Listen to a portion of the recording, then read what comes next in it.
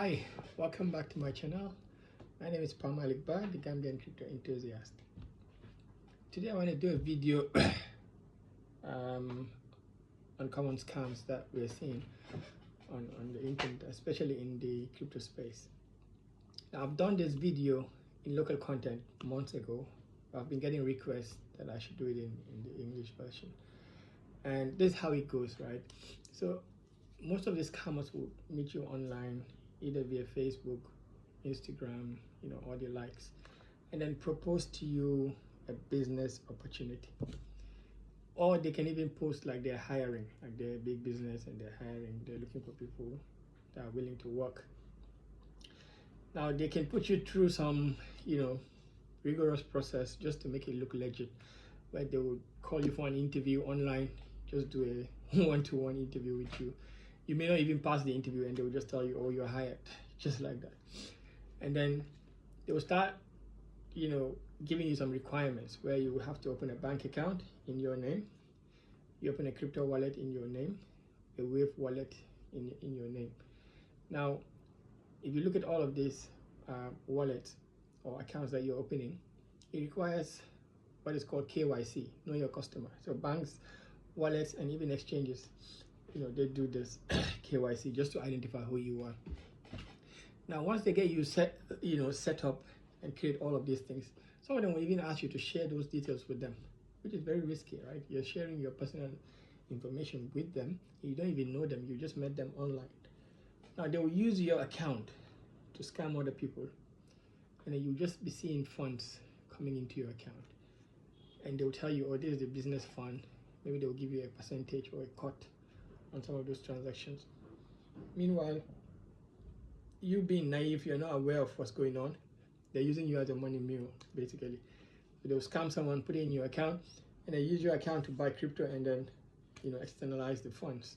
Or they can use bank platforms like Rapid Transfers, MoneyGram, and other platforms to externalize these funds, not necessarily just crypto.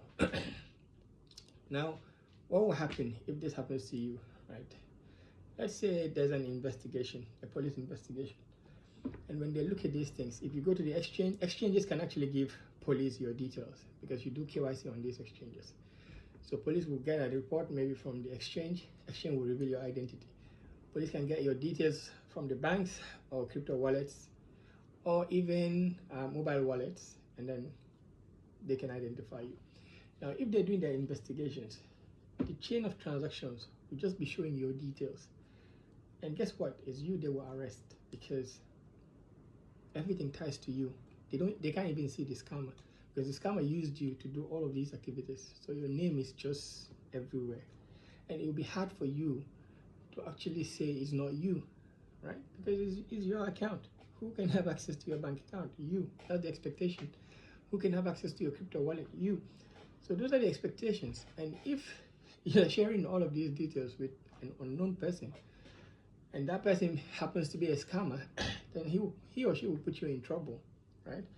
And then I've had experiences like this where people come to me, they fall victim of these scams. And then I try to help. I actually helped a lot of people, that some of these things happen to.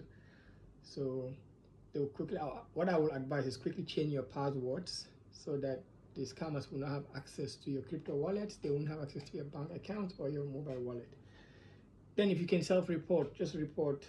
You can go to cybercrime unit because eventually somebody will report and then they will do an investigation. So just self-report, say this is what happened to you, and then,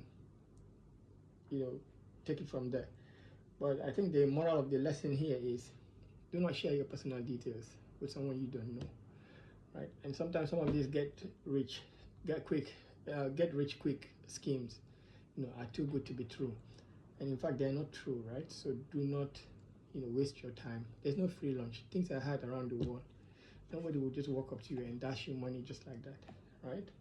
So if you are interested in the crypto space, there are so many legit, platforms available for you to learn. Some of them are even free. There's a Telegram group. I have a Telegram group where you know, you have different crypto enthusiasts, experts there, and they offer free trainings. They have Q&A sessions. You can even have a question, just post it there. There's also Binance West Africa, which is a larger group, right? And you have Binance Angels there that can help you. And there's also the Binance Academy. If you want to start your journey, I would highly recommend that you learn about crypto, get to know what it is about. Because most of these victims I came across, they don't even know what crypto is. What they were interested in is the returns that the scammers were promising them. So they disregard all sense of, you know, due diligence, and they were just blinded by the money. So don't be that victim, right? Crypto is not illegal in most countries. If you're legit and you really want to try this space, feel free to do it, and make sure you do it the right way.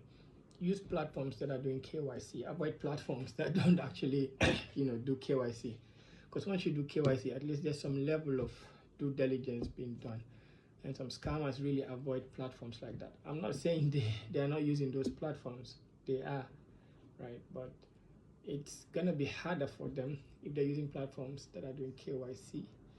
And they have to verify themselves. So the only way they can circumvent that is using you, you know, as a mule or a money mule, and use you to create accounts in your name, and then they use you to do these transactions.